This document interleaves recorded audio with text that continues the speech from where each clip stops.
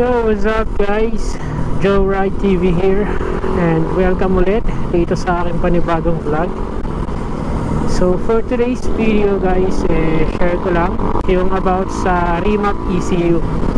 Marahil kasi maraming nagtatanong dyan kung kamusta ang fuel consumption ng isang naka-remap na ECU. Marahil nagsa-search na yung iba dyan bago sila magpa-remap ng kanilang ECU. So ang video na to guys para sa inyo. So itong motor ko ngayon guys ay naka-remap na ang kanyang ECU, and na-try ko na rin siya city driving at higit sa lahat yung long ride. So kailan lang guys, nag-Baguio kami at doon ko na testing yung aking fuel consumption at naikumpara ko siya compared sa stock na ECU ko. So share ko rin sa inyo kung ilan yung pagbabago, kung malaki ba or sakto lang. So sa mabilisang sagot guys, yes, lumakas siya sa gas. Kasi dati nung nag long ride din ako papuntang Baguio, naka stock ECU pa ako noon, ang fuel consumption ko is naglalaro ng 58 kilometers per liter. Kung hindi kayo naniniwala, panoorin nyo yung vlog ko guys. Pinakita ko rin doon kung paano ako kinompute. So nagpagas na lang ako from here Manila to ano na yun guys, dulo na ng Pangasinan. Hindi ko alam kung ano yung dulo ng Pangasinan, pero konting kembot na lang nun, La Union ka na, doon sa may tulay na ng La Union.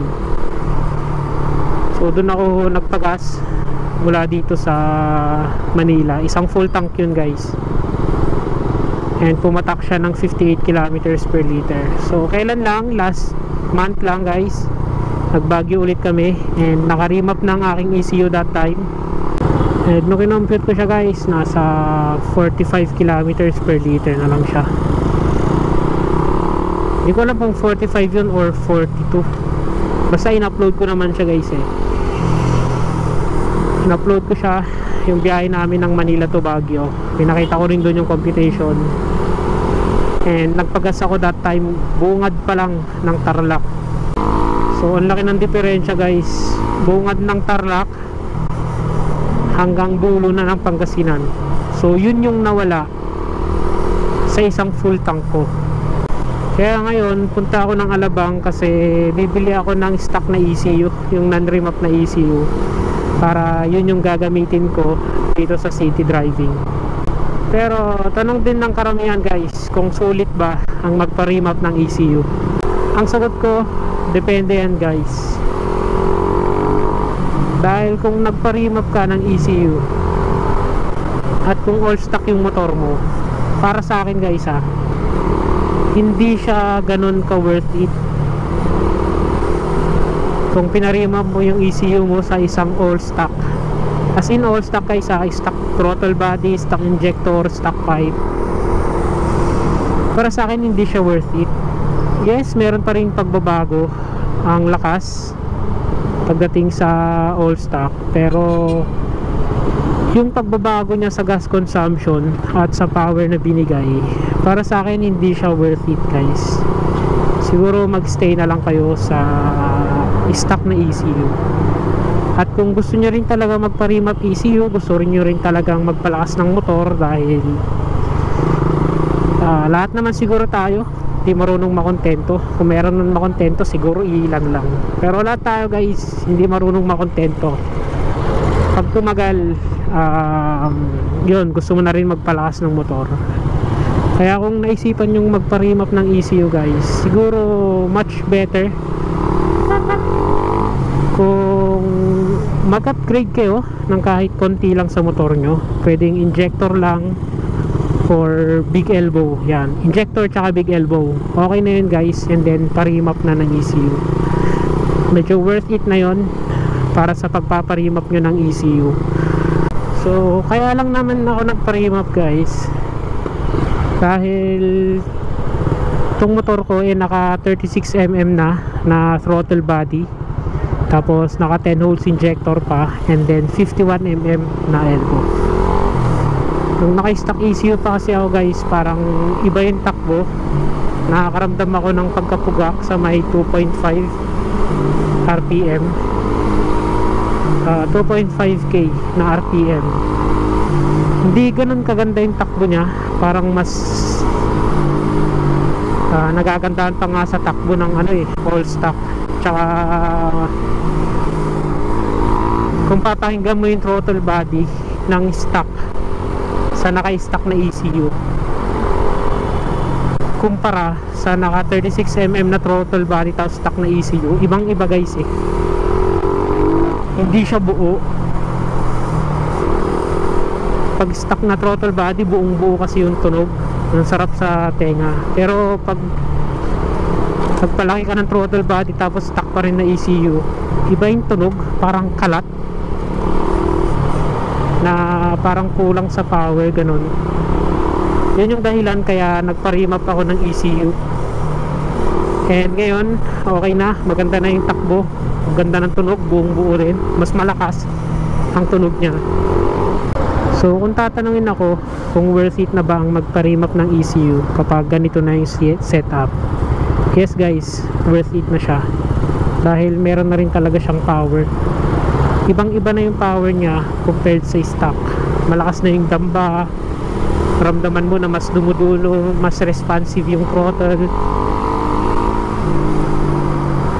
Yun nga lang, ang laking kawalan.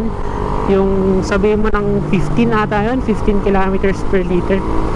So malaking kawalan din yun guys, sa isang full tank times 4 na ganun.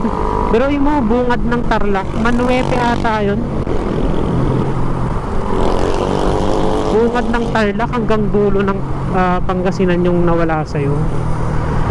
So kung sakto naman na yung power sa'yo ng stock na Raider, at kung tipid din talaga ang hanap mo, kung sumasakit yung ulo mo sa lakas ng gas, stay stock ka na lang. Malakas na rin naman si Raider kahit stock eh. Yun nga lang kasi hindi ako nakontento, kaya ako nagpa-remap. Kayo rin naman, kung gusto nyo rin talaga magpa-remap, wala namang titigil sa inyo, basta tanggapin nyo lang yung magiging resulta nung motor nyo. Syempre lalakas talaga yan, lalakas din sa gas kasi more power comes with great responsibility.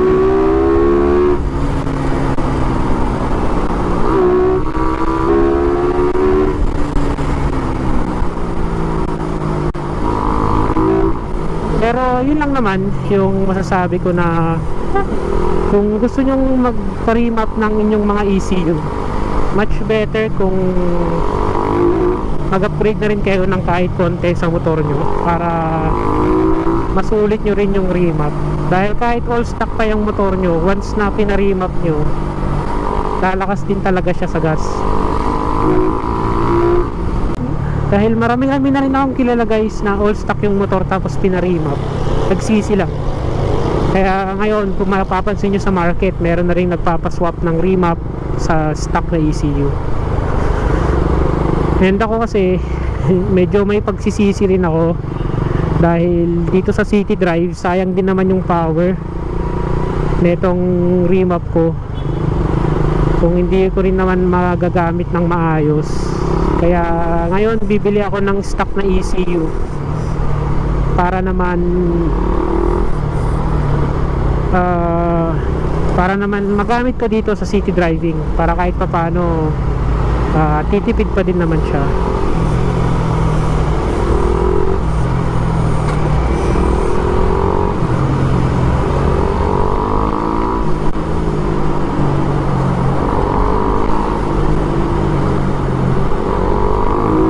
And then pag long ride, saka ako na lang gagamitin yung remap na ECU dahil maganda yung power output ng naka-remap na ECU, lalo na yung gantong setup guys. Ramdam mo na meron talaga siyang pagbabago. So ayun lang naman guys, ito lang naman yung masasabi ko regarding sa remap na ECU. Kaya kung buo na rin yung loob nyo na magpa-remap ng ECU, tanggapin nyo na lang yung katotohanan, tanggapin nyo na lang yung magiging resulta sa motor nyo guys.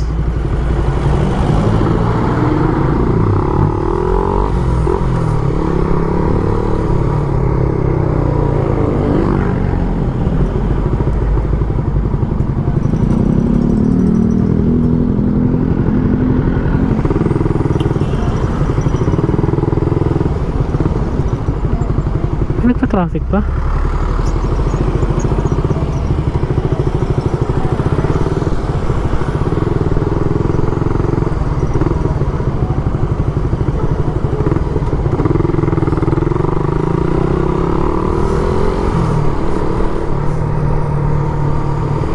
So ito lang naman guys yung ma-share ko sa inyo regarding sa remap na ECU. Kaya sana natanong ko yung katanungan ng iba.